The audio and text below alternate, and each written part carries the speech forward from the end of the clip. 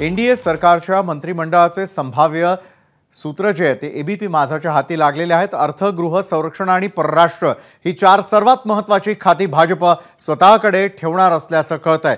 तर प्रत्येकी 4 खासदारांच्या मागे एक कॅबिनेट मंत्री पद दिलं जाईल।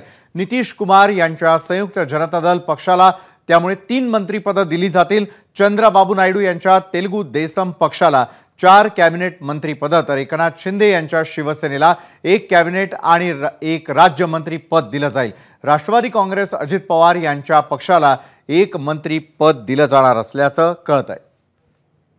सोमेश कोलगे आपले प्रतिनिधी या संदर्भात अधिक माहिती देत आहेत। सोमेश, खरं तर दिल्लीतील घडामोडींना वेग आलेला असताना कुणाला काय मिळणार याची देखील शक्यता आहे। काय नेमका फॉर्म्युला या ठिकाणी ठरताना दिसतोय?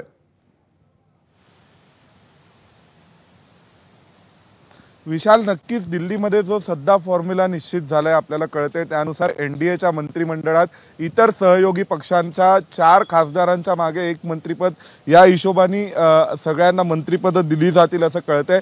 यामध्ये चिराग पासवान यांच्या पक्षाला 1 कॅबिनेट मंत्रिपद मिळणार आहे, अनुप्रिया पटेल यांच्या पक्षाला 1 मंत्रिपद मिळणार आहे, जितेंद्रराव मांझी यांच्या पक्षाला सुद्धा 1 मंत्रिपद मिळणार आहे। शिवसेना एकनाथ शिंदेंना 1 कॅबिनेट व 2 राज्यमंत्री किंवा 1 कॅबिनेट व 1 राज्यमंत्री पद मिळू शकतं। तर राष्ट्रवादी काँग्रेस अजितदादा गटाला 1 मंत्रिपद मिळेल। ते कॅबिनेट असेल की राज्यमंत्रीपद याबद्दल अजून माहिती समोर आलेली नाहीये।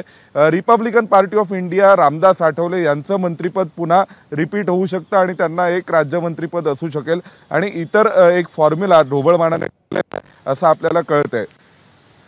नक्कीच धन्यवाद आपण दिलेल्या सविस्तर माहितीसाठी। बघा नीट,